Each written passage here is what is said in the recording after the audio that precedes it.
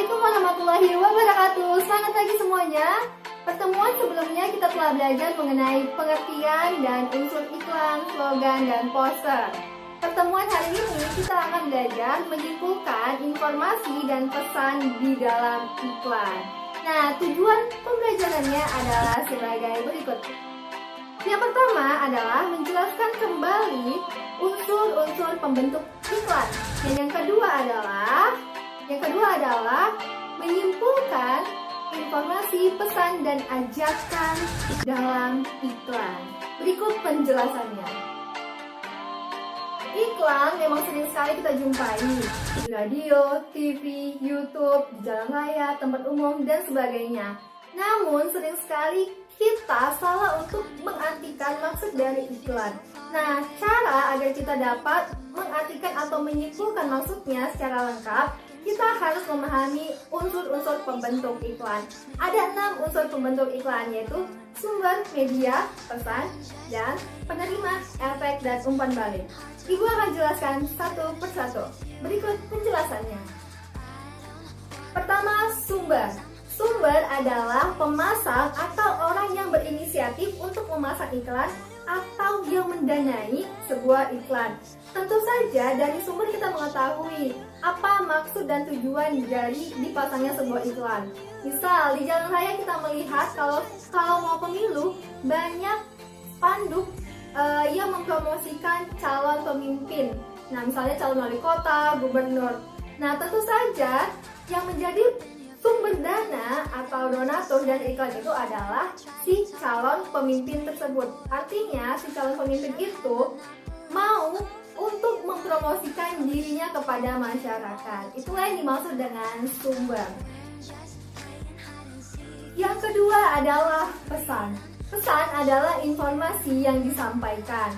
Bisa dapat berbentuk verbal dan dapat juga berbentuk non-verbal. Yang dimaksud dengan verbal adalah dalam bentuk kata-kata. Kalau kata-kata jelas sekali ya, tentu saja misalnya dalam slogan, di poster ada kata-katanya, marilah jaga kesehatan. Nah, sedangkan non-verbal dalam bentuk gambar.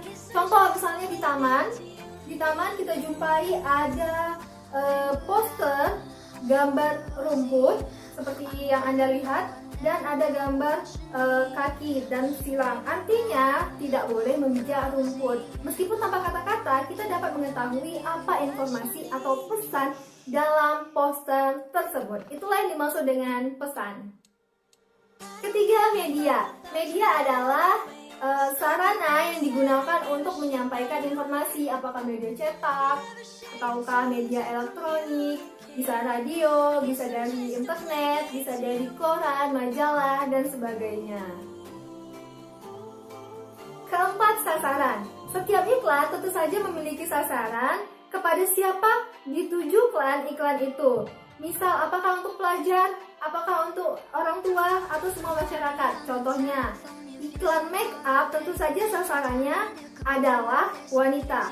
Nah, iklan alat tulis atau buku tentu saja sasarannya adalah pegawai kantor ataupun pelajar. Itu contoh dari sasaran.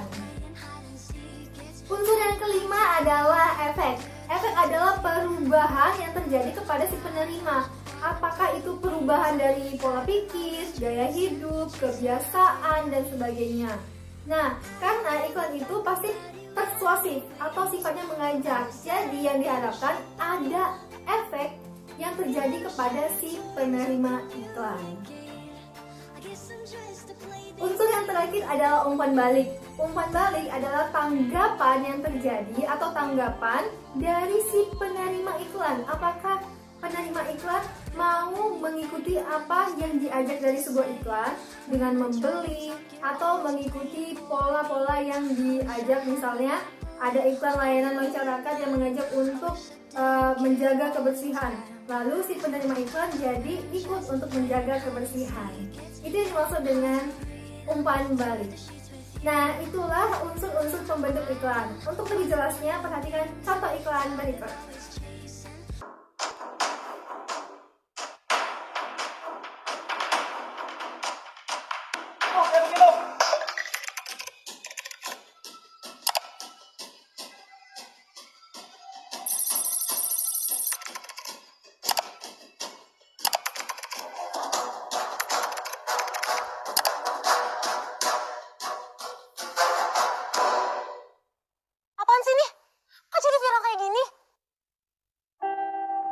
Keadaan yang sebenarnya bukan seperti apa yang mereka lihat.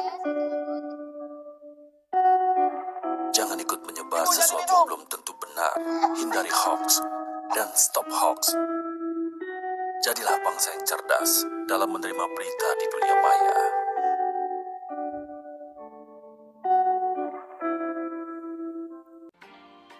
Nah, contoh iklan yang baru saja kamu saksikan adalah contoh iklan layanan masyarakat. Sumbernya adalah Indosiar. Di akhir kamu bisa lihat ada Indosiar tulisannya. Nah, pesan yang disampaikan secara nonverbal dan verbal. Nonverbalnya jelas sekali tampak pada videonya. Nah, verbalnya juga tampak ada tulisan no hoax. Stop sebarkan berita hoax. Itu pesan verbalnya.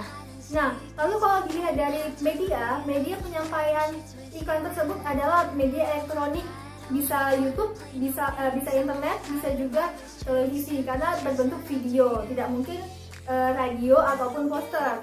Kemudian kalau dilihat dari segi penerima, maka sasaran dari iklan itu adalah seluruh masyarakat karena semua orang bisa menyebarkan berita hoax atau menyebarkan berita.